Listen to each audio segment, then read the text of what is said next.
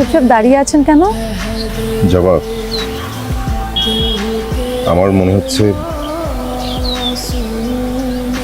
আমাদের আর কখনো দেখা হবে না। আসলে আমি অনেক চেষ্টা করেছিলাম দুটি পথকে এক করতে,